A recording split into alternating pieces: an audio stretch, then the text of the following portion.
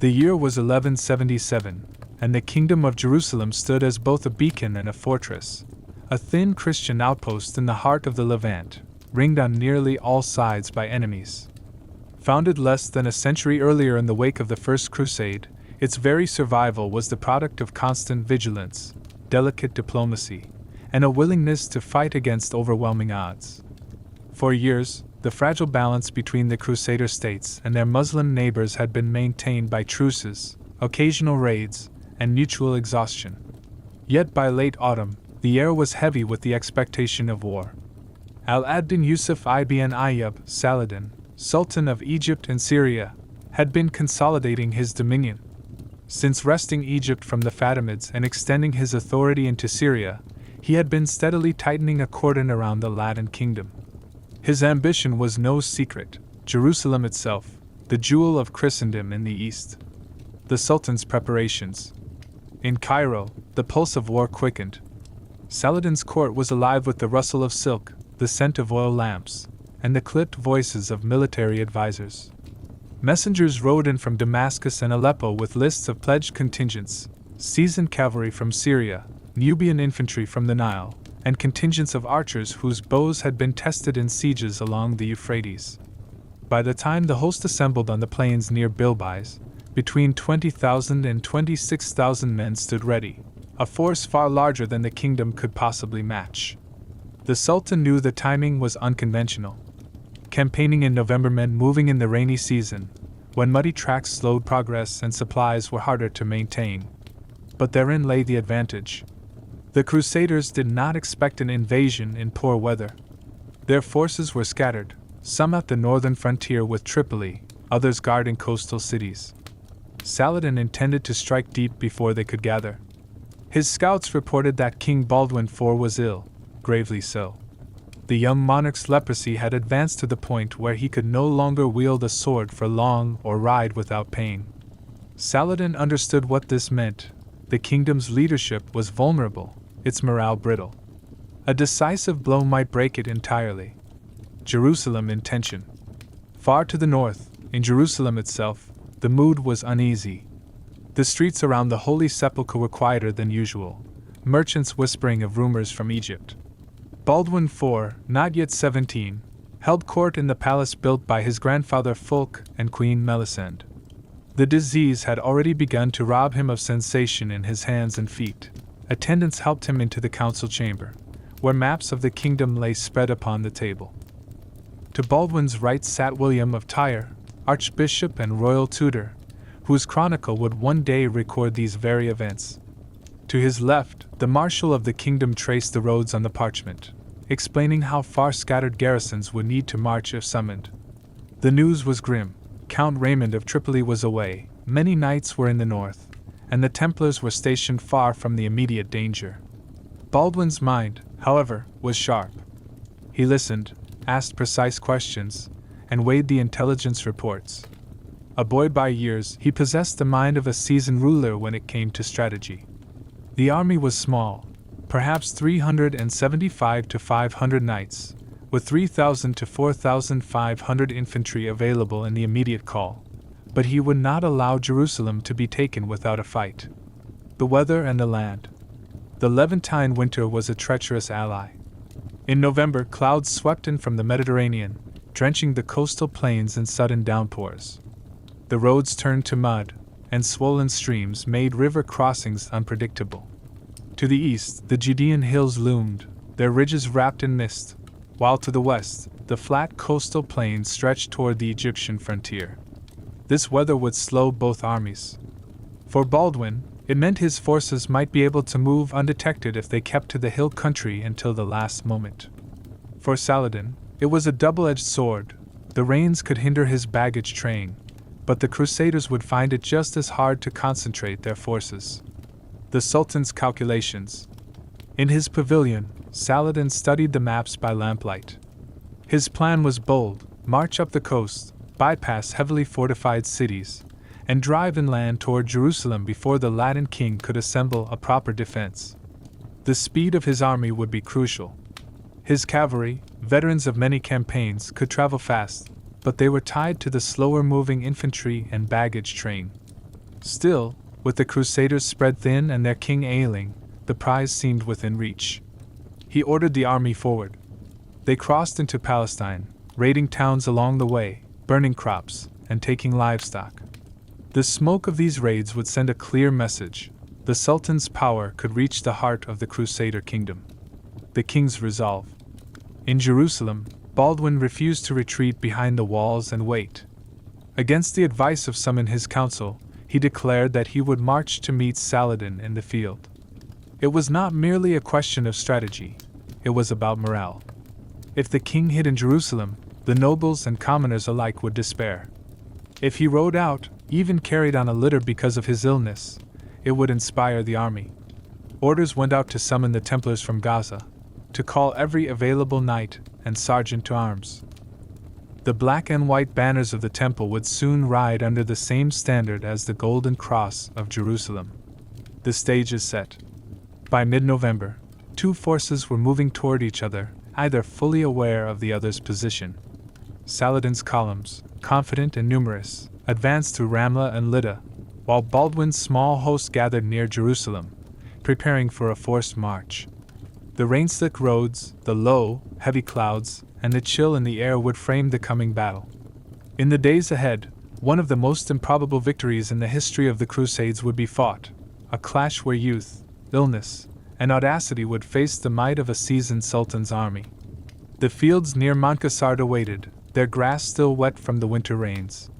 Chapter 2: The Winter Campaign begins. The first rains of November swept across the Nile Delta, turning the earth to a dark, sticky clay. In Cairo, Saladin's army was already in motion, the great host assembling in ranks on the plains outside the city.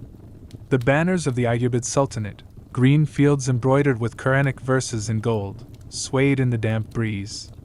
The decision to move in this season was deliberate and rare. Traditionally, Levantine warfare paused during the rains.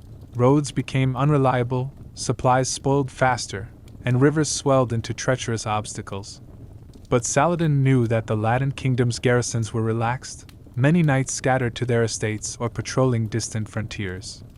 A winter strike could take them completely by surprise. Composition of the army. The Sultan's host was formidable. Chroniclers like Ibn al-Athir and Imad ad-Din al-Isfahani speak of a force numbering between 20,000 and 26,000, a composite of the best units the Sultan could field. Cavalry. The elite Mamluks and mounted Ghulams, armored in mail and lamellar, armed with lances and composite bows. Infantry. Nubian spearmen, disciplined and hardened by campaigns along the Nile. Syrian infantry veterans from Aleppo and Homs. Archers. Skilled bowmen from across the Sultan's dominions, their recurved bows effective in both open ground and at range in sieges. Support. Engineers, armorers, farriers, cooks, and medical staff, the logistical backbone that kept the army functional. The baggage train was massive, pack camels and mules carrying grain, dried meat, water skins, spare arrows, and tent canvas. Siege equipment was minimal. This was not a campaign for prolonged assaults on fortifications. The objective was speed. The Sultan's intentions. Saladin's target was clear: Jerusalem. Yet he would not march directly upon it. Instead, he planned to move up the coastal plain, strike at Ramla and Lydda, and then wheel inland toward the Holy City. This route offered several advantages. It kept the army close to the supply-rich coastal towns and avoided the heavily defended fortresses further north. His reasoning was also psychological. Raiding the towns of the kingdom's heartland would force Baldwin IV to react. Saladin wanted to draw the young king into the open, where the disparity in numbers would guarantee an Ayyubid victory. The march northward. The advance began in disciplined columns.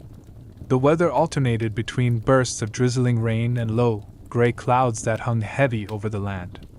The air was cool but humid, the kind of dampness that seeped into clothing and made mail shirts feel twice their weight. The vanguard, made up of light cavalry, rode ahead in loose formation, scouting for Crusader patrols. Behind them came the main body, a living tide of men, horses, and camels stretching for miles.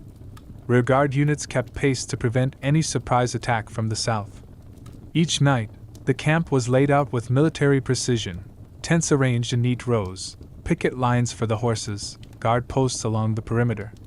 Fires burned low to preserve fuel, and sentries rotated every 2 hours. Raids along the route. The first major waypoint was the fertile district near Ascalon. Saladin's horsemen fanned out, seizing grain stores, taking livestock, and driving peasants from the fields. The Sultan forbade the unnecessary slaughter of civilians. Discipline was essential, but he wanted the countryside emptied of provisions that could aid the Crusaders. From there, the army moved toward Ramla, a small but strategically important town lying roughly halfway between the coast and Jerusalem. Chroniclers described the raid as swift and devastating. The town was looted, buildings burned, and the population scattered. The same fate befell Lydda shortly thereafter. By mid-November, a trail of smoke marked the Ayyubid advance. Baldwin's absence, Saladin's opportunity. Scouts reported to Saladin that Baldwin was still in Jerusalem, his forces not yet fully gathered. The Sultan took this as confirmation that his plan was working. If he could reach the outskirts of the city before the Crusader host was ready, he might besiege it, or even storm it, before reinforcements could arrive from the north. The Sultan's confidence grew. His army was in high spirits, bolstered by easy victories and abundant plunder. The winter rains were a nuisance, but they had not halted the advance. Morale, as any commander knew, was as potent a weapon as the sword. The weather turns. As the army moved inland from the coastal plain toward Ramla, the weather worsened. Heavy rains began to fall in sheets, soaking men and beasts alike. Roads became muddy ruts, slowing the baggage train and exhausting the pack animals. Yet Saladin pressed on, unwilling to give Baldwin the time to rally. The Sultan knew he was gambling with the elements. A bogged-down army could become vulnerable, especially if attacked unexpectedly. But he judged that Baldwin, sick and outnumbered, would not risk a pitched battle in the open. It was an assumption that would soon be tested. The shadow of the enemy. By the third week of November, Saladin's scouts began to bring back troubling reports. Crusader movements east of Ramla. Small, fast-moving columns of mounted men, likely knights, had been sighted near the hill country. They kept to the higher ground, perhaps avoiding direct contact until the moment was right. Saladin interpreted these as reconnaissance parties. He did not yet suspect that Baldwin himself was leading a concentrated force from Jerusalem. Confident that any enemy army would be too small to challenge him, the Sultan continued his advance toward Montgisard, where the roads from the coast to Jerusalem converged. The decisive meeting was drawing near. Chapter 3: Jerusalem's Response. In Jerusalem, the bells of the Church of the Holy Sepulchre tolled over narrow, rain-slick streets. The sound was not for a feast day, but a summons, a call for knights, sergeants, and men-at-arms to gather. News of Saladin's march, his burning of Ramla and Lydda, had reached the capital. Smoke was said to rise on the horizon even from the hilltops near the city. Baldwin IV sat in the council chamber of the royal palace, the pale winter light filtering through narrow windows. The young king's hands, wrapped in linen, rested on the arms of his chair. His leprosy had advanced enough that he could no longer grip a sword for long or ride unassisted. Yet his eyes, sharp, calculating, unyielding, moved from one advisor to the next. The Council of War. Gathered around the great table were the kingdom's leading men. William of Tyre, archbishop and chronicler, who had once been Baldwin's tutor. Reynald of Chatillon, prince of Ultra-Jordan, impulsive and aggressive, eager for action. The Grand Master of the Knights Templar, Odo de St. Amand, whose order held the fortress at Gaza. Humphrey II of Torin, constable of the kingdom, experienced in defensive warfare. A map of the kingdom was spread before them, weighted at the corners by small stones.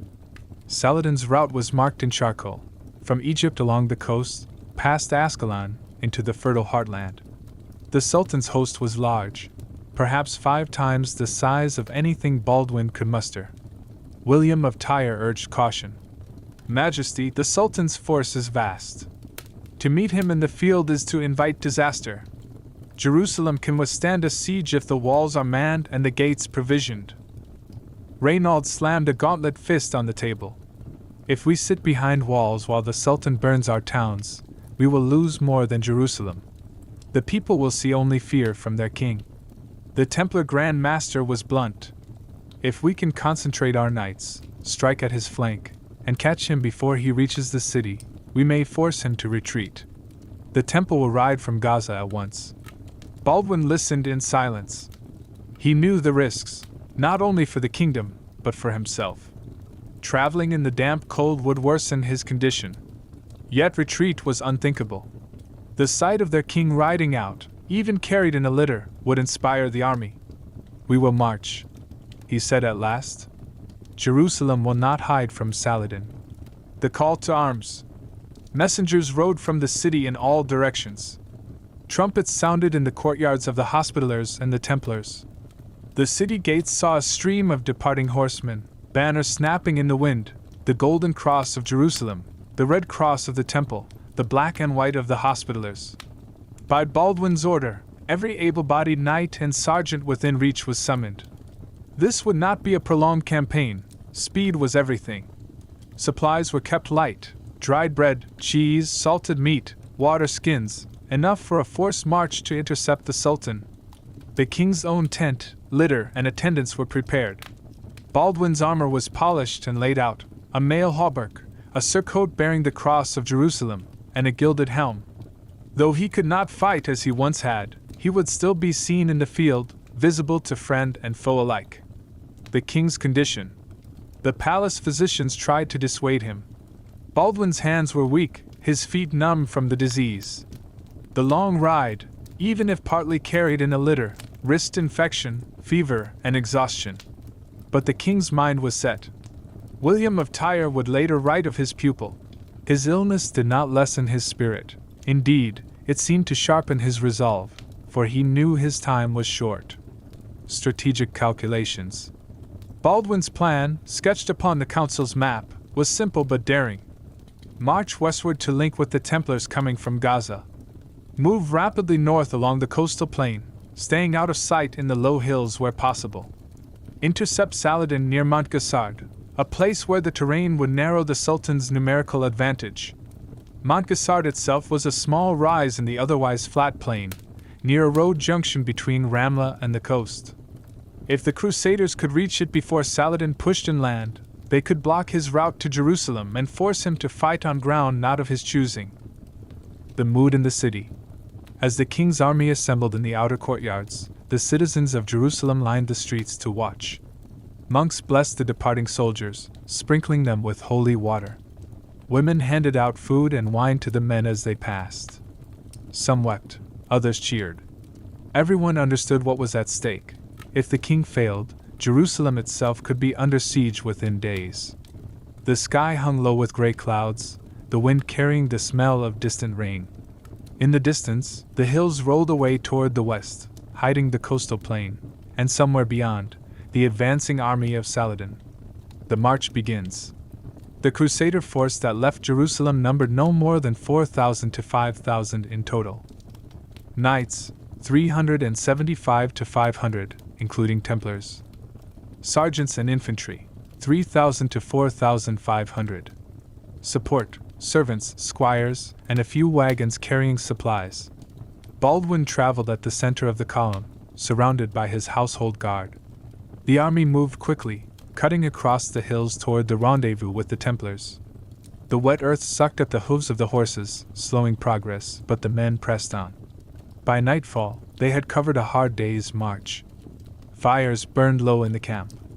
The king slept in his litter, wrapped in woolen blankets, while scouts slipped into the darkness to track Saladin's position. The two armies were moving toward each other, and by the next chapter, their paths would cross. Chapter 4: The Gathering of Forces. The morning after leaving Jerusalem broke under a low, unbroken ceiling of gray cloud. The light was dim and colorless, the sort that made iron and steel seem dull even when polished. The rain had held during the night, but the ground was still damp, and the hooves of the Crusader horses made a steady sucking sound as they moved westward through the Judean foothills. Baldwin's column pressed on with little rest. The king, wrapped in wool and furs, rode part of the way on horseback, but his disease soon forced him back into the litter carried between two strong mules. His hands, hidden by linen wrappings and gloves, were nearly without feeling. Yet his gaze remained fixed on the horizon. He knew every hour mattered. The Templars from Gaza. By midday, the Crusader host reached the agreed rendezvous point near Ibelin, a fortress town commanding the road north from Ascalon. Here they found the Knights Templar, led by Odo de St. Ammon, Grand Master of the Order, riding up from Gaza. The sight was heartening. The Templars' white mantles with red crosses stood out starkly against the muddy earth, their discipline apparent in every movement. Chroniclers agree they numbered perhaps 80 to 100 knights, but each one was a heavily armed, battle-hardened warrior mounted on a warhorse trained to crash into enemy lines. Their arrival brought the total number of mounted knights under Baldwin's command to somewhere between 375 and 500, with the bulk of the army still being infantry and light cavalry. The council in the field. Odo de St. Ammon dismounted and bowed before Baldwin's litter. "Majesty," he said, "the temple rides at your command." His voice was calm, but his eyes betrayed the urgency of the situation. Scouts had reported Saladin's movements. The Sultan was already past Ramla and moving toward Lydda, perhaps preparing to strike inland. A map was spread across a makeshift table, a flat board set atop two barrels. Baldwin, propped up in his litter, leaned forward to study it. The plan took shape quickly. March hard north and west toward Montgisard, moving along the edges of the coastal plain to avoid being spotted too soon. Strike Saladin's army as it moved eastward, ideally when its columns were stretched out and vulnerable. Use the terrain, the low rise at Montgisard and the marshy ground nearby, to blunt the Sultan's cavalry advantage. The pace of the march. The order was given for a forced march. The Crusaders moved in three main elements. Vanguard, Templars and a small contingent of household knights, riding ahead to clear the way. Main body, the infantry, Baldwin's litter, and the royal banner, the golden cross on a white field. Rear guard. Hospitallers and local knights to protect against any sudden strike from the south. The ground underfoot alternated between slick mud and stretches of firm, sandy soil. The cool, damp air kept the men from overheating, but the constant moisture wore on them, softening leather straps and causing rust to creep along the edges of armor. Saladin's partial awareness. Meanwhile, Saladin's scouts began to bring conflicting reports. They confirmed Crusader activity near Ibelin, but the size of the force was uncertain. Some believed it to be no more than a small detachment meant to harass the Sultan's rear. Others suggested, cautiously, that Baldwin himself might be in the field. The Sultan remained confident. His army still outnumbered anything the Crusaders could assemble, and the speed of his advance was unmatched. He did not yet realize that Baldwin's host was moving faster than expected, nor that the Templars had joined him in force. The mood in Baldwin's camp. That night, campfires burned low to avoid giving away their position. The men huddled under cloaks, the smell of damp wool mixing with the smoke from the fires. Food was eaten quickly, coarse bread, hard cheese, strips of salted meat. Baldwin remained awake longer than most. Propped up on pillows in his litter, he conferred quietly with Odo de St. Ammon and the constable, Humphrey of Torin. They spoke of the terrain at Montgisard, the risks of engaging a much larger force, and the necessity of holding the high ground. The king's voice was firm despite his illness. "We will meet him there. If we can break his vanguard before the rest of his army can form, the day will be ours." Closing the distance.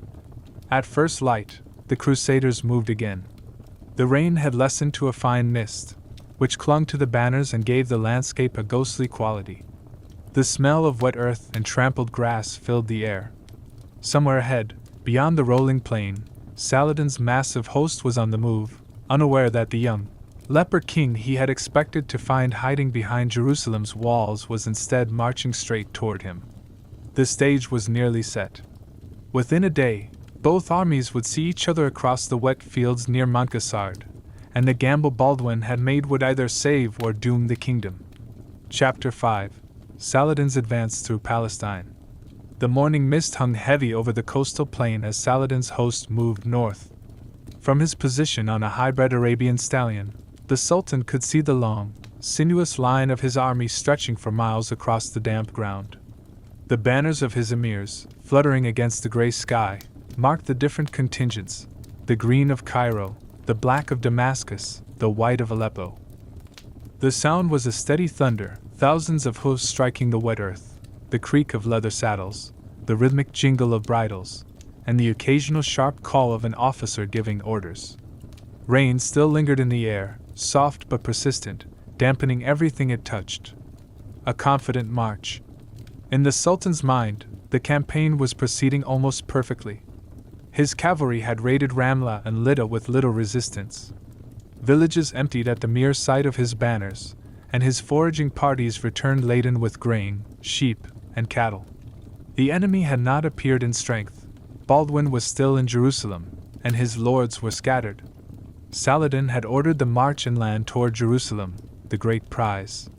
His plan was to arrive before the Crusaders could assemble a serious army, to encamp near the city, and force either a siege or a surrender by sheer intimidation. The army's disposition. The army was arranged in columns. Vanguard, light cavalry, mostly Bedouin and Turkoman riders, tasked with scouting and driving off any enemy patrols. Main body, the elite Mamluk cavalry and infantry contingents from Egypt and Syria. Baggage train, camels and mules laden with food, arrows, tents, and spoils from the raids. Rear guard, a mix of infantry and cavalry to protect against any unexpected attack from behind. Because the force was so large, the column could stretch over 10 miles on narrow roads, especially in poor weather. This was a strength in intimidation, but a weakness in mobility. If attacked suddenly, it could take hours for the entire army to form for battle. Reports from the scouts. By midday, scouts returned with new information. Crusader cavalry had been seen near the low hills east of the coastal plain. The numbers were unclear. Some said a few dozen riders, others claimed hundreds. The Sultan dismissed the higher estimate. Baldwin will not leave Jerusalem with so few men to defend it, he told his officers. If these are knights, they are merely watching us. They will not stand against our numbers. Still, he ordered his vanguard to be alert and to keep pressing eastward toward the road that led to Jerusalem. The land and the weather. The terrain was changing. The flat coastal plain began to give way to gentle rises and occasional marshy ground, where recent rains had pooled in low spots. To the east, the dark shapes of the Judean hills were visible, their slopes half hidden in mist. The weather, Saladin's chosen ally for surprise, was becoming a hindrance. Mud slowed the baggage train, and more than one wagon wheel broke under the strain. Horses slipped on the slick ground, and the pace of the march slowed. Saladin noted the delays but saw no cause for alarm. The Crusaders had not yet shown themselves in force. The enemy was cautious, and he believed caution was the weakness he could exploit. The Sultan's mindset. In the Sultan's eyes, the campaign was still unfolding in his favor. The Latin kingdom was on the defensive, and his army was deep in their territory without serious opposition.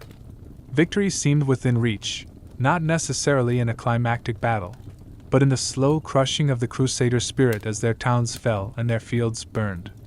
But overconfidence is the quietest of enemies. Saladin's scouts had missed something critical. Baldwin's host, smaller, swifter, and moving in the shadow of the hills, was closing the distance far faster than the Sultan imagined. The approach to Montgisard. By the evening of November 24th, the Ayyubid army was drawing near Montgisard, a small rise in otherwise open country. The road from the coast to Jerusalem passed nearby, and the Sultan planned to camp there before pushing further inland. The vanguard set up pickets. Fires were lit, but the wet wood gave more smoke than heat. The men ate quickly, bread, dried meat, dates, and huddled in their cloaks against the damp air. Far to the east, unseen in the low clouds, Baldwin's army was making its final push toward the same ground. The two forces were now a day's march from one another. The balance of the campaign was about to shift, suddenly, decisively, and in a way Saladin had not foreseen. Chapter 6. Baldwin's forced march. The night of November 24th, 1177, fell damp and heavy over the Crusader camp. A fine mist clung to every surface, beating on steel, soaking through wool, and chilling the men to the bone. In the dark, the soft murmur of men talking low was punctuated by the muffled clink of armor, as soldiers shifted in their sleep or rose to stoke small, ember-red fires. Baldwin IV lay in his litter beneath a heavy woolen cloak, his breath misting in the cold air. The pain in his hands and feet was constant now, a dull burn in some places and a dead numbness in others. Every jolt of the litter reminded him of the truth he carried with him: his body was failing. But that night Baldwin's mind was sharper than it had ever been. He knew the next day could decide the fate of his kingdom. The weight of the situation. Messengers had come back with reports that Saladin's army, a force perhaps 5 times the size of Baldwin's, was encamped near Montgisard, moving east toward the road to Jerusalem. If they were not stopped, the holy city would face siege within days. In his mind, Baldwin replayed the advice of his council: William of Tyre urging caution, Reynald of Chatillon pushing for boldness, Odo de St.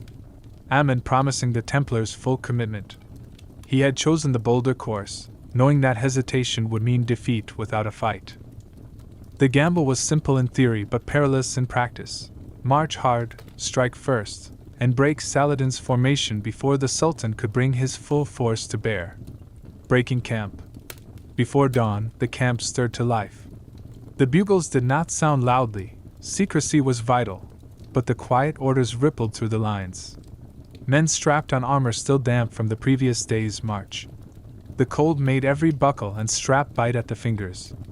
Knights checked their destriers, speaking to them softly as they tightened girths and adjusted saddles. The war horses, powerful and restless, stamped their hooves in the mud, sending up dark splashes against their fetlocks. The infantry moved in silence, shouldering spears, crossbows, and shields. Cloaks were wrapped tightly around them, hoods drawn low against the drizzle that began to fall as the first gray light crept over the horizon. Baldwin's litter was lifted by 4 strong men. Though the king insisted on riding when he could, the forced pace of the march demanded he conserve his strength for the coming battle. 2 mules bore the weight, their breath steaming in the cold. The army's formation. The column was arranged with deliberate care. Vanguard, the Templars, their white mantles bright against the gloom, lances upright. They would be the first to strike if contact came unexpectedly. Main body, the infantry, organized by lords and towns, each contingent carrying its own banner. Baldwin's royal standard, the Golden Cross of Jerusalem, was kept in the center, close to his litter. Rear guard, hospitallers and local knights, tasked with protecting the column from any harassing attacks. The total force was still small, perhaps 375 to 500 knights and 3,000 to 4,500 infantry. Every man knew they were marching to face an army many times their size. The terrain and the weather. The road to Montgisard cut through the Judean foothills before spilling out onto the flat coastal plain. In summer these hills were golden with dry grass, but now, in late November, the ground was dark and slick from days of rain. The low clouds pressed close, muting sound. It was a strange quiet, the kind that makes even the jingle of bridles and the creak of leather seem loud. Occasionally, the column would pass through patches of mist so thick that the vanguard was hidden from view. In the distance, gulls wheeled overhead, driven inland by the storms at sea. Their cries mingled with the occasional call of a scout as riders slipped in and out of the column with updates on the road ahead. The strain of the march. A forced march demanded endurance from everyone, but none more than the infantry. The pace was set not by the speed of the horses but by the need to close the distance quickly. Men's boots sank into mud that clung like glue, pulling at each step. Cloaks grew heavier as the drizzle soaked them through. Knights, though mounted, felt the strain in their legs and backs from hours in the saddle. Horses, bred for short bursts of power in battle, were pushed to maintain a steady pace over miles of wet terrain. Still, the column did not slow. The Templars in the lead kept a relentless rhythm, and Baldwin's will, visible in his presence even from the litter, pushed the men onward. Scouts in the mist. Mid-morning, a pair of scouts returned from the west. Their horses were flecked with mud up to the knees, and their faces were drawn with urgency. They reported seeing the outer edges of Saladin's baggage train moving slowly across the plain, still several miles ahead. The Ayyubid host was stretched out, the vanguard well ahead of the main body, and the baggage lagging behind. It was exactly the kind of formation a smaller, faster force could exploit. Baldwin listened without interruption, then gave the order. "We close the distance today. No rest until we see their banners." The command was passed down the line, and the pace quickened. The king's presence. Throughout the march, Baldwin made a point of being visible. Whenever the terrain allowed, he had the litter open so the men could see him. At times, he mounted his horse and rode alongside the knights, despite the obvious strain it caused him. William of Tyre, who rode nearby, would later write that the sight of the young Leper king riding in the damp cold, wrapped in his surcoat and crowned helm, stirred the army's spirit more than any words could have. In a war where numbers were against them, morale was their greatest weapon, and Baldwin wielded it with skill. Closing the gap.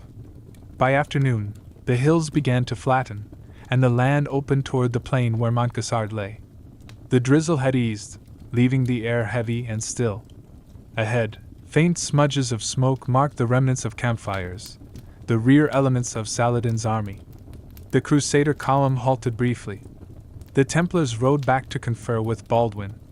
If they attacked now, they risked alerting the Sultan's vanguard too soon. But if they waited, Saladin might consolidate his forces before nightfall.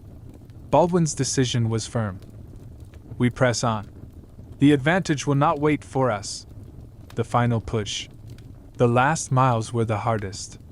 Every man knew that somewhere just beyond the rise ahead, the most powerful army the kingdom had faced in years was on the move. The tension was a living thing, a tightness in the chest, a weight in the gut.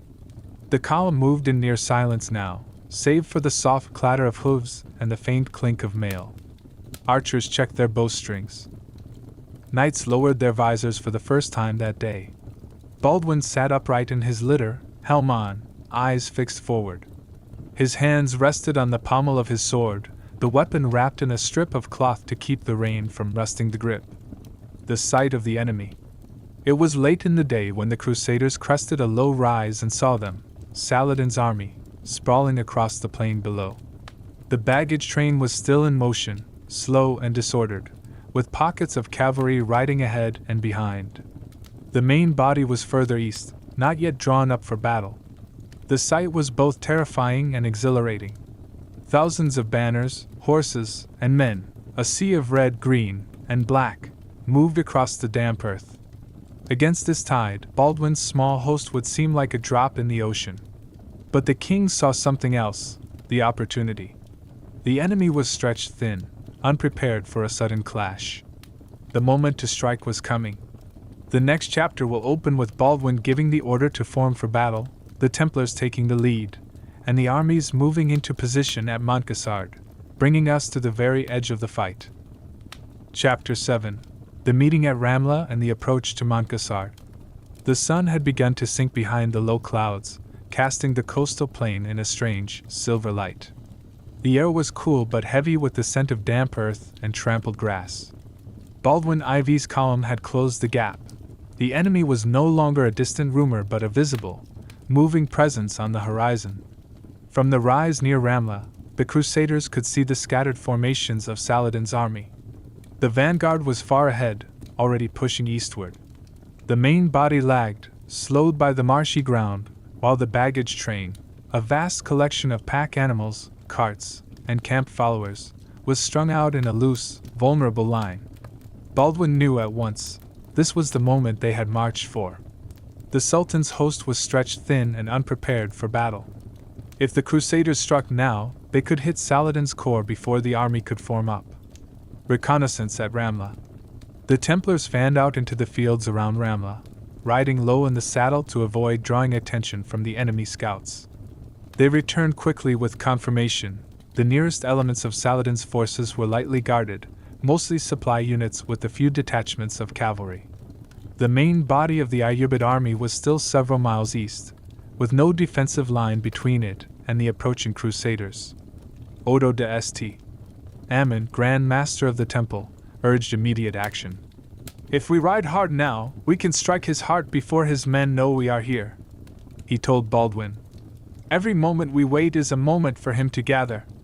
Baldwin looked to Humphrey of Turin, the constable, for counsel. Humphrey agreed. The terrain ahead favored speed. A small ridge near Montgisard could serve as a pivot point for the charge, and the wet ground might hinder Saladin's cavalry as much as the Crusaders. The king nodded once. "We move!"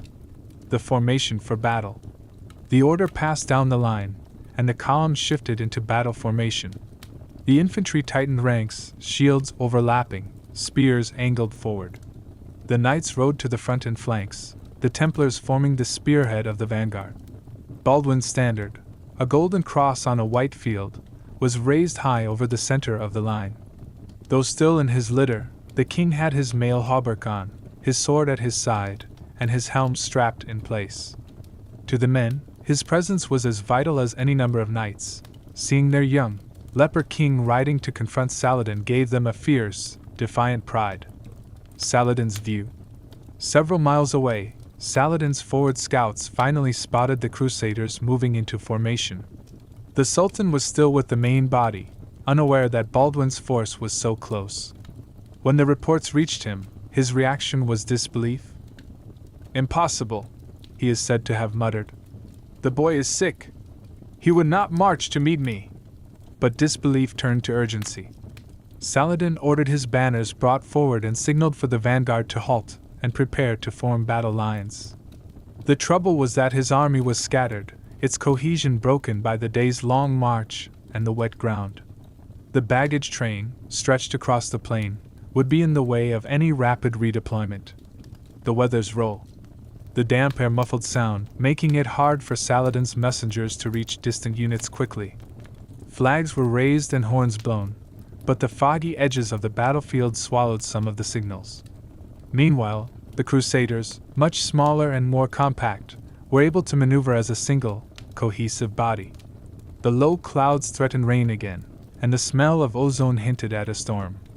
If it broke during the battle, visibility could collapse into chaos, an advantage to whichever side could keep discipline. Approach to Montgisard. Montgisard itself was not a towering hill but a gentle rise that offered just enough elevation for a commander to see the field. Baldwin's vanguard moved to secure it before the Ayyubids could. The Templars spurred their horses into a trot, the wet ground squelching under the hoofs. From the crest, they saw Saladin's banners in the distance, still forming, still far from the tight, disciplined line that would make his numbers overwhelming. This was their window. The final preparations. Baldwin ordered the infantry to form a defensive block on the left, anchoring the position against the low, marshy ground. The knights were to hold in a compact formation until the signal for the charge. The Templars, in the very front, would break the enemy line with the first impact. The king's voice carried over the clink of armor and the snorting of horses. "Men of Jerusalem! Today, we stand between Saladin and the Holy City. Hold your ground, strike true, and fear nothing. God wills it!" A murmur of assent passed through the ranks. Some men kissed the small crosses they wore. Others made the sign of the cross upon their chests. In that moment, the size of the enemy force no longer seemed to matter. Saladin's problem. Saladin's challenge was immediate and pressing. To fight effectively, his cavalry needed space to maneuver, but the wet ground and the slow-moving baggage train choked the available field. His vanguard could not easily fall back without causing confusion, and his main body was still out of position. He had not planned for a battle here, certainly not against a concentrated Crusader force under Baldwin's personal command. But retreat without fighting would be a humiliation, and if his army scattered under pressure, the loss of prestige could be severe. The moment before impact.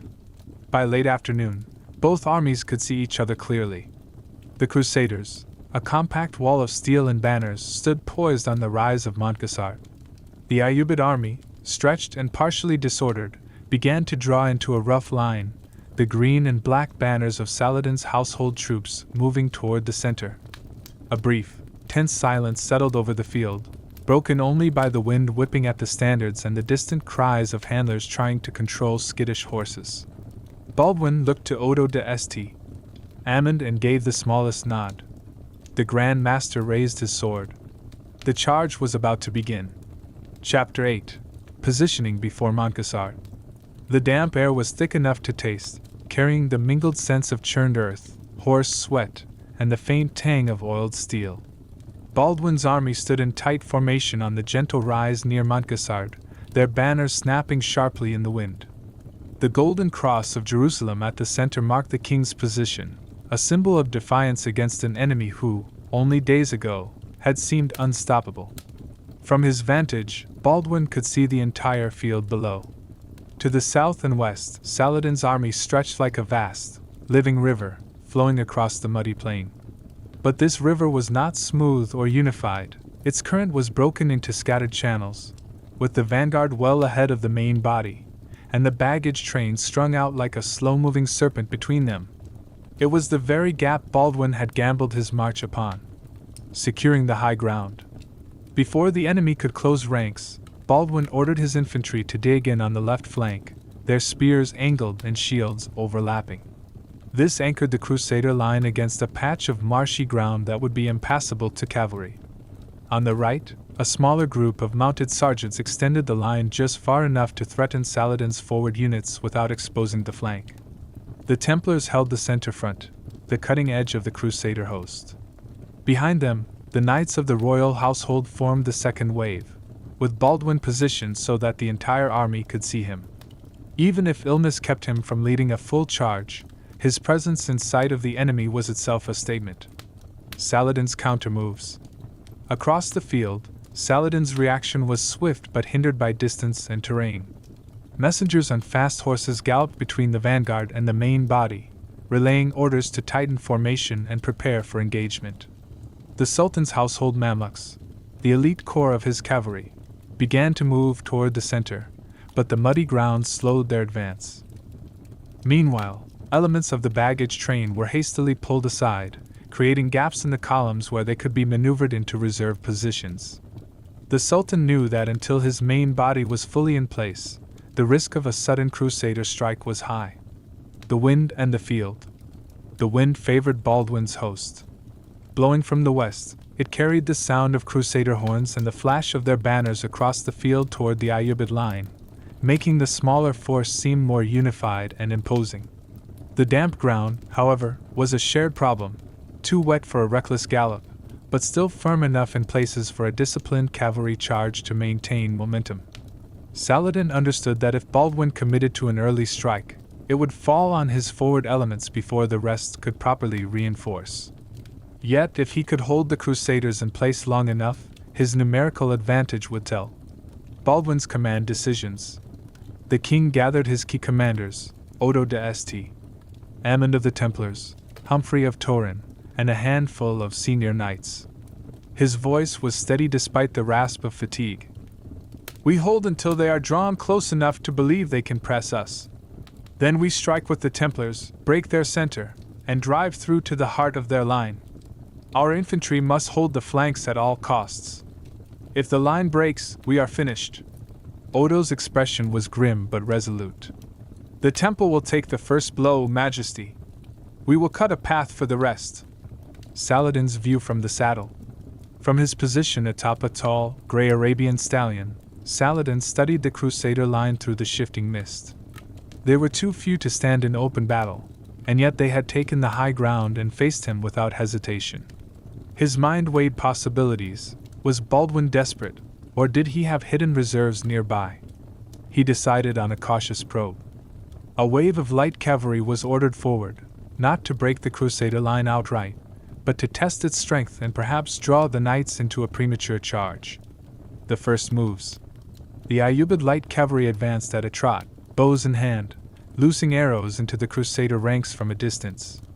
The shields of the infantry rattled under the impacts, but the line held firm. A few horses shied at the shafts striking their armor, but discipline kept them in place. Baldwin did not give the order to advance. Instead, he let the enemy come closer, knowing that each step forward would pull them farther from the support of Saladin's main body. The silence before the storm. The mist thickened briefly, blurring the lines between the two forces.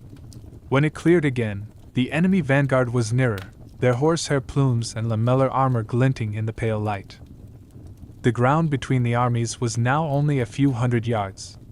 Baldwin turned to Odo and gave the signal. The Grand Master lowered his sword and bellowed the command. Trumpets blared, hooves churned mud into the air, and the Templar lines surged forward, lances leveled, toward the heart of Saladin's forward formation. The Battle of Montgisard had begun. Chapter 9. The Opening Engagement. The air was cold enough to bite, damp enough to cling. On the rise of Montgisard, Baldwin IV's small army stood poised, every man watching the slow, deliberate movements of the Templars in the front rank. Beyond them, the plain was alive with the movement of Saladin's forward cavalry, a dark tide of riders shifting and circling, loosing arrows into the gray air. The young king adjusted himself in his litter, refusing to let pain show on his face. His hands were wrapped in linen beneath the leather gloves, his feet swaddled in layers to keep the numbness at bay. Yet his eyes were bright and fixed on the enemy. He had spent days pushing his body to its limit for this moment.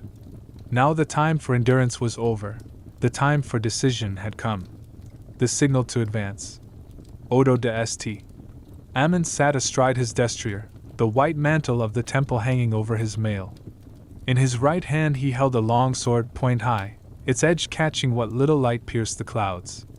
At Baldwin's nod, the Grand Master dropped the sword forward in a sweeping motion.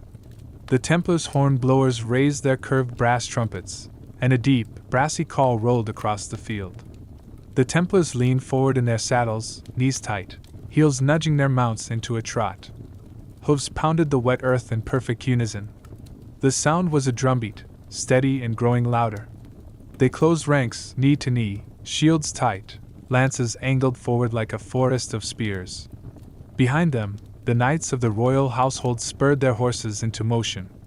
The Crusader infantry tightened its line, lowering spears and crossbows, prepared to hold the flanks against any counterattack. Saladin's forward line. From the saddle of his grey Arabian, Saladin watched as the Crusaders advanced. At first, he thought it a feint, a small force trying to buy time for something unseen. But as the white-mantled Templars accelerated, he realized they meant to strike directly at his forward cavalry.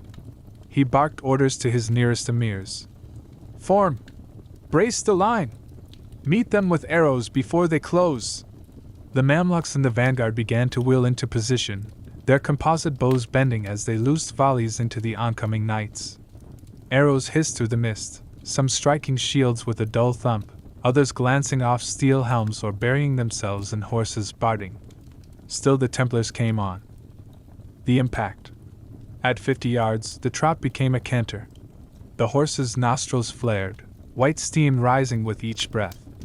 Mud flew from under their hooves. The lances leveled, the points glinting briefly before the clouds swallowed the light. At 20 yards, the canter became a full charge. The sound was thunder, iron-shod hooves hammering the ground, the clash of mail, the creak of leather. Then came the crash, a wall of Crusader lances slamming into Saladin's forward line. The impact shattered the first rank of Ayyubid cavalry. Horses screamed, men toppled, and the front line buckled backward under the weight and momentum of the charge. The Templars drove through, their lances breaking, their swords flashing in the churn of bodies. The air was filled with the metallic ring of blade on armor, the grunts and shouts of men locked in deadly struggle. Baldwin's view. From his litter, Baldwin saw the line fold. He could not smell the blood or feel the shock of impact as the knights did, but he saw the unmistakable sign of victory in the first clash. Enemy banners bending backward, men turning their mounts in retreat, the thin gap widening where the Templars had hit hardest. "Forward!" he ordered, his voice sharp despite the cold. "Send the second wave!" The royal household knights surged after the Templars, filling the gap and widening it. They crashed into the disordered enemy, cutting down riders before they could regroup. Saladin's problem. For Saladin, the scene was chaos. The Templars' charge had broken not just the forward formation, but the rhythm of his entire advance. The vanguard, instead of holding the Crusaders in place, was now retreating in disorder toward the main body.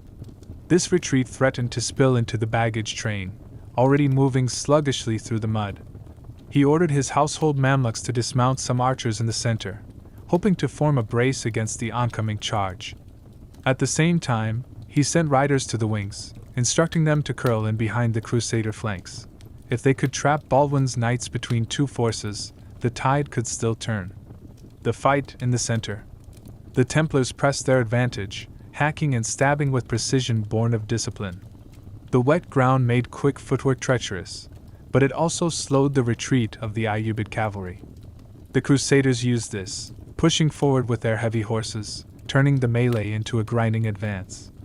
Arrows still fell, and some found their mark. Knights were unhorsed, some rising to fight on foot, others trampled in the crush. Horses fell with a crash, their riders disappearing under the press of men. Yet the Crusader formation held, moving forward like a wedge splitting the enemy line. Baldwin commits the infantry. Seeing the pressure on the flanks grow, Baldwin signaled his infantry to advance in support. The foot soldiers moved as one, shields locked, spears thrusting at any rider who came too near.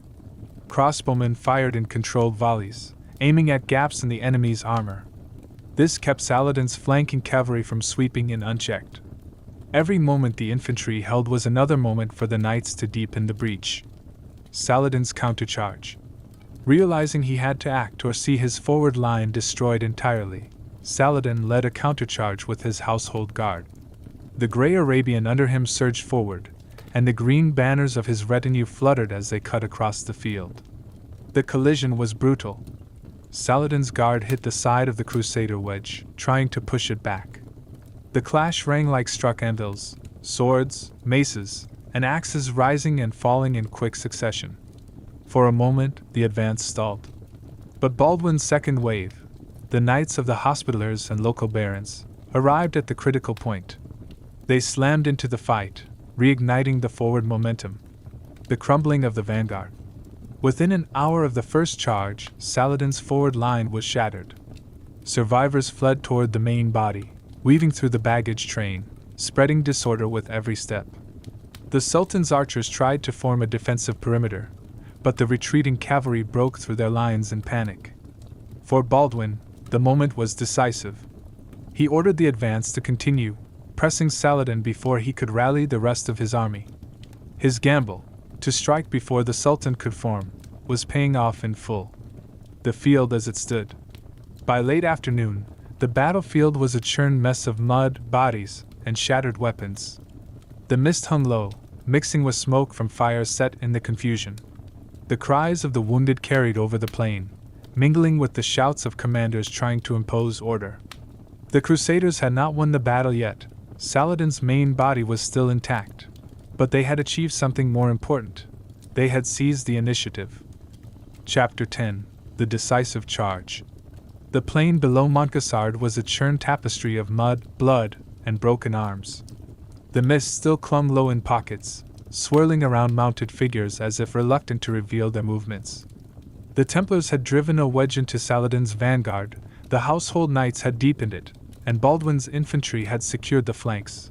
But the battle was far from decided. The Sultan's main body, thousands of seasoned warriors, was still in fighting shape. If they rallied, they could not only halt Baldwin's advance but crush his smaller army through sheer weight of numbers. Baldwin knew this, and he also knew the critical truth of the moment. In battle, momentum is everything. Once lost, it is hard to regain, but when held, it can be devastating. Baldwin's view from the ridge. From the litter, Baldwin had an unobstructed view of the chaos below. His eyes were drawn to the green banners of Saladin's household troops, massing into a more cohesive line beyond the wreckage of the vanguard. Behind them, he could see the glint of more cavalry forming on the wings. The Sultan was preparing to counterattack. Pain burned in his limbs, but his mind was cold and clear. The king leaned toward Humphrey of Turin, who was kneeling beside him. "If we stop here," Baldwin said, his voice low but steady, "they will regroup. We must break them before they are ready." Humphrey nodded. "The men are tired, Majesty. But they will ride if you order it." Baldwin's eyes never left the distant line. Then we ride. Reforming the knights. Odo de St. Amand, still in the thick of the melee, rallied his Templars into formation again. They had suffered losses. Several white mantles now lay trampled into the mud, but their discipline was intact. The surviving lances were regripped. Those without switched to swords, maces, or axes.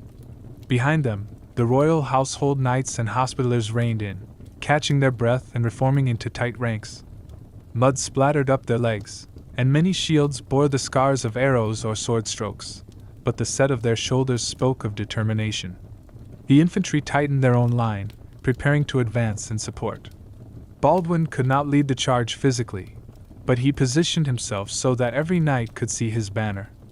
His voice carried over the noise.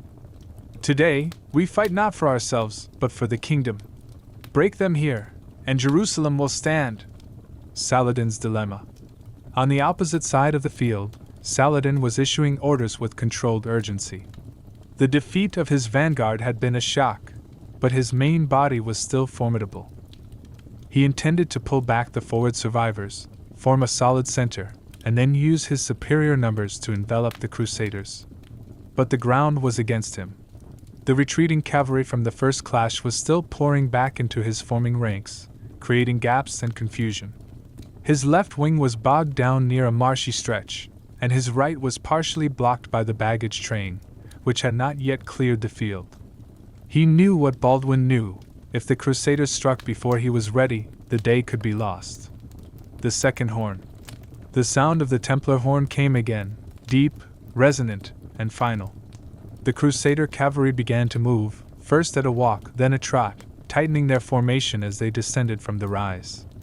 The mist seemed to part for them, revealing a line of armored horsemen with lances leveled and banners streaming. Saladin's archers loosed, their arrows arcing in black swarms toward the advancing line. Shields came up, heads lowered, and the charge did not falter. A few horses stumbled, a few men fell, but the formation held. The clash with the main body. At 50 yards, the trot became a canter. The ground shook under the weight of hundreds of destriers. Mud sprayed in wide arcs from pounding hooves.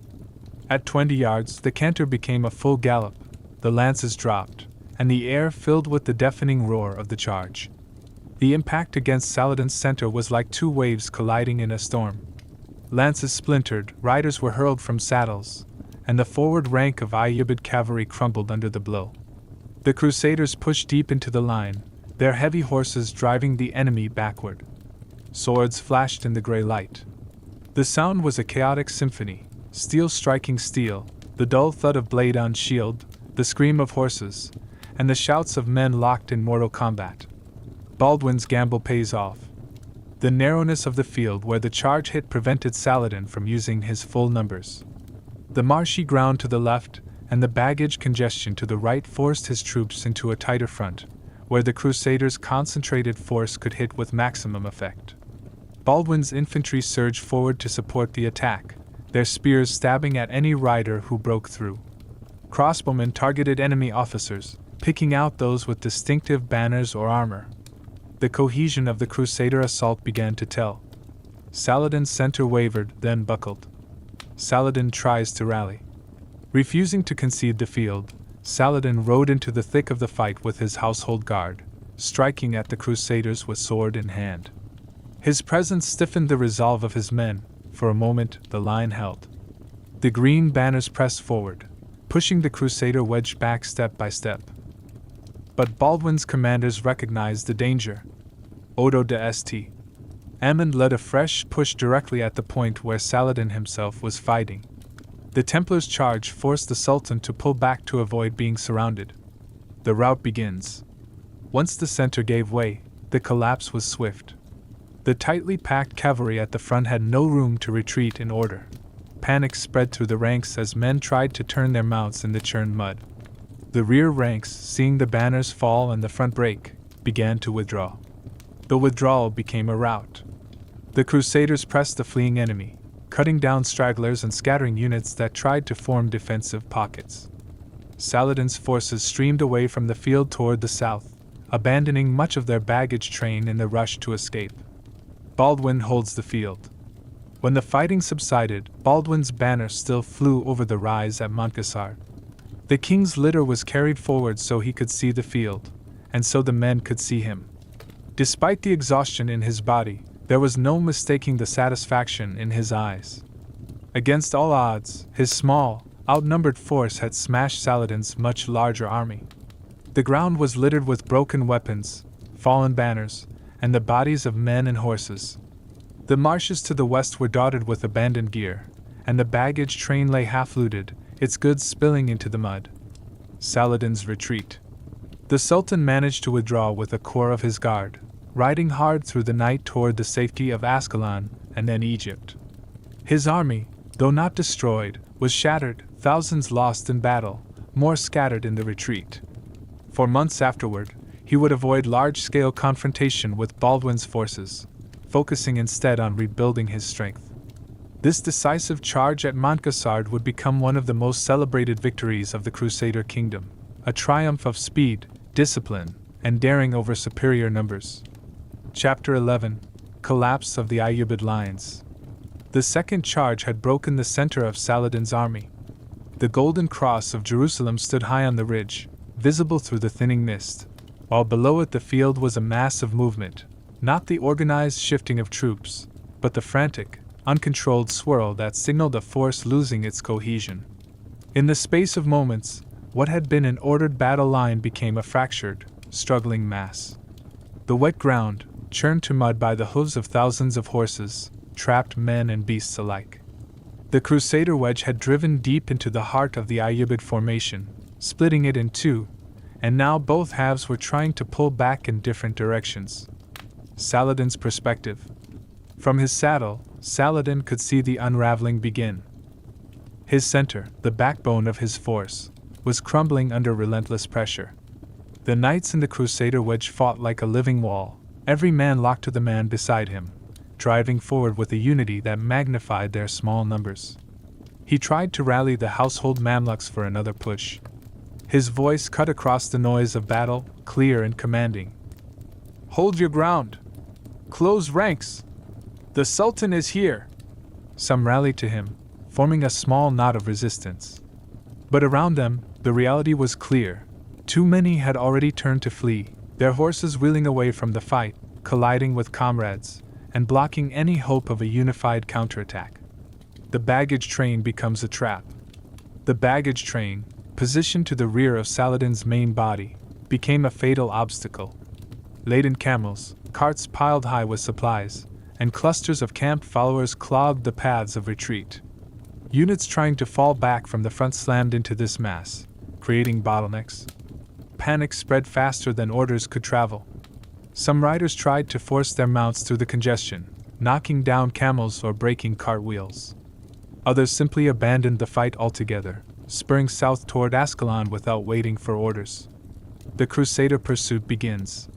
Baldwin's knights, sensing the moment, pressed forward with renewed energy. The Templars at the spearhead cut down isolated groups of enemy cavalry, driving them toward the choke points created by the baggage. Hospitallers and local knights on the flanks struck at the retreating units, widening the gaps and preventing any coherent regrouping. Baldwin, still in his litter but positioned forward enough to see the rout unfold, gave the order. "Drive them! Do not give them space to turn." The infantry advanced behind the cavalry, not fast enough to keep up with the pursuit, but enough to secure the ground already taken and prevent the enemy from reclaiming it. Chaos in the rear. In the Ayyubid rear, confusion reigned.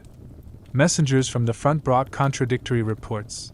Some claimed the Sultan was holding his ground, others that he was already in retreat. The lack of clear orders left rear units standing uncertain, their commanders unsure whether to advance, hold, or withdraw. When the first wave of retreating cavalry crashed into them, hesitation turned to panic. Rear guards meant to protect the baggage now found themselves overrun by their own comrades, with Crusader knights appearing moments later to strike into the disorder. Saladin's narrow escape. Saladin realized the danger. If his personal guard was cut off, his capture or death would be a catastrophic blow to Muslim power in the region. Reluctantly, he gave the order to withdraw toward the south, keeping a small corps of disciplined cavalry around him. The retreat was no orderly march. Arrows from Crusader crossbows harassed them, and small bands of knights darted in to cut down stragglers. Saladin's skill as a rider and the speed of his grey Arabian stallion likely saved him from capture more than once. Pockets of resistance. Not all of the Ayyubid troops fled without a fight. Some of the Mamluk units, especially those closest to Saladin, formed defensive circles, allowing other soldiers to escape. These stands were brief but costly. Crusader knights, their horses lathered with sweat, charged into these pockets, breaking them apart with sheer momentum. The marshy ground on the left of the field became a graveyard for men and beasts. Horses that strayed too close sank to their knees in the mud, throwing their riders. Crusader infantry, advancing methodically, dispatched any enemy still struggling to free themselves. The field is won. By late afternoon, the battle had dissolved into a series of running fights. The Crusader cavalry pursued as far as they dared, but Baldwin ordered a halt before nightfall to avoid being drawn too far from their own infantry support. The plain was littered with the remnants of the Ayyubid army, broken lances, abandoned shields, torn banners, and the bodies of men and horses.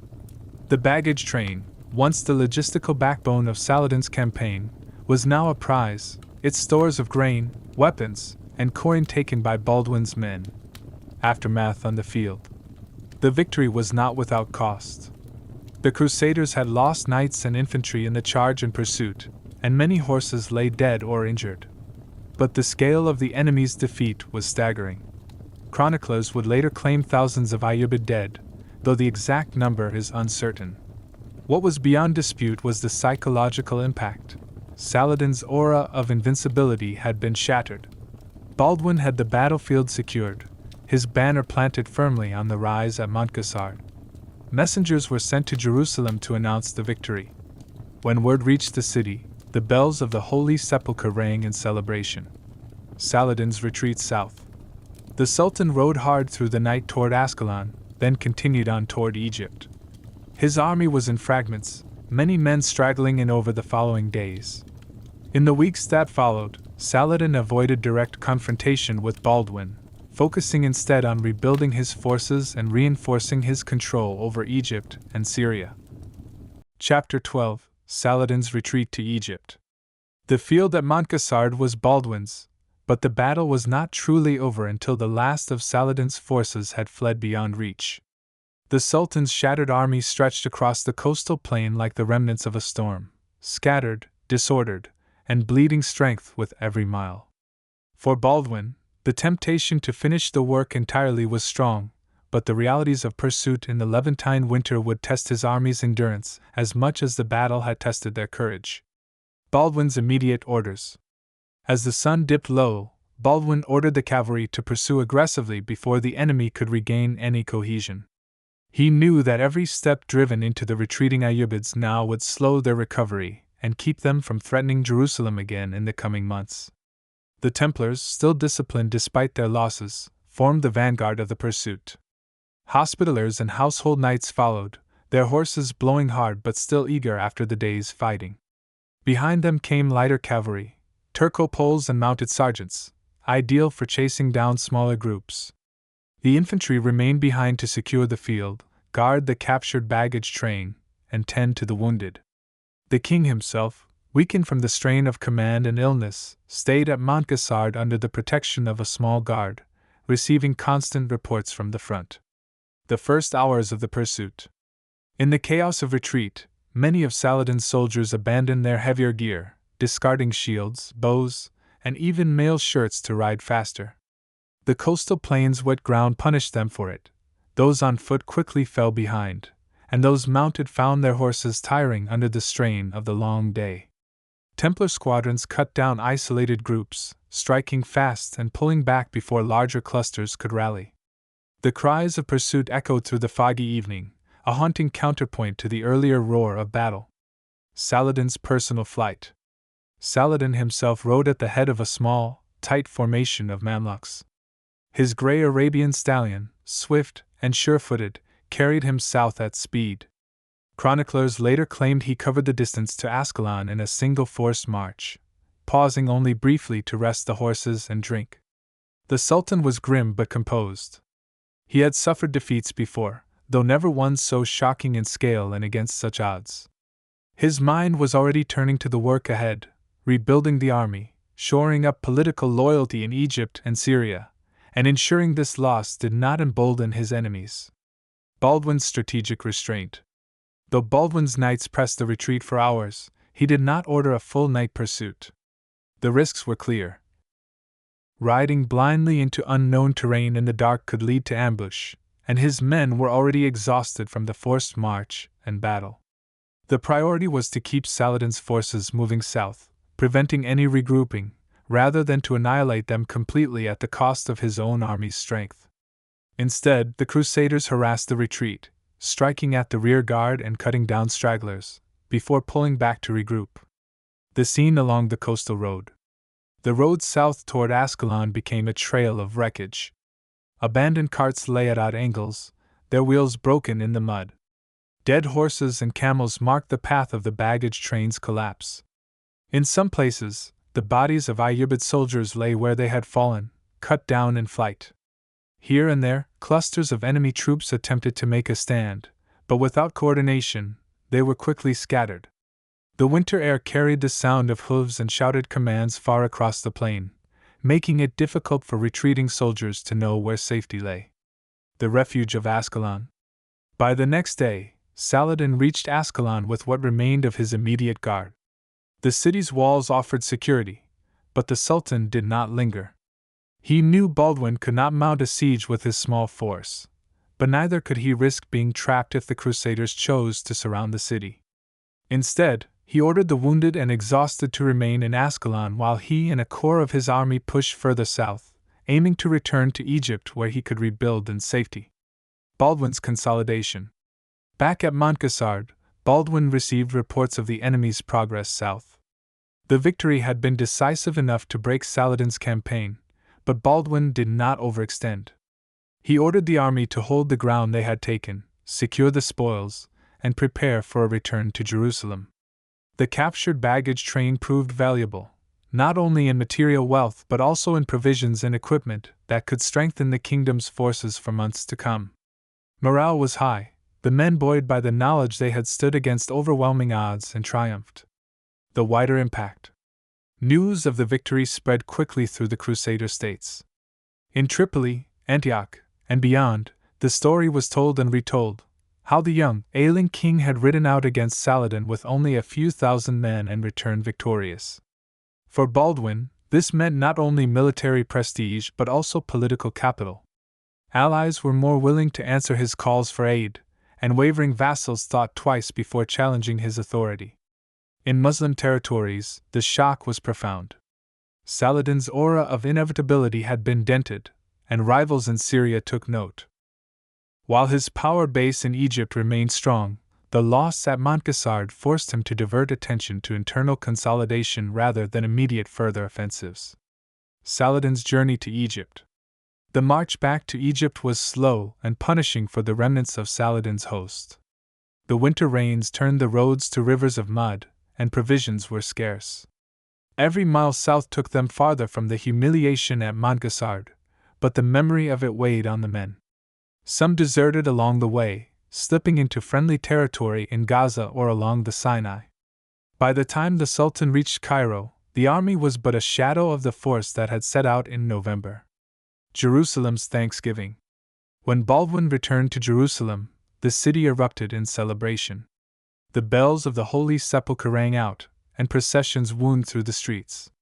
Clergy led public prayers of thanksgiving, and the people crowded to see their king, pale, visibly weakened by illness, but victorious.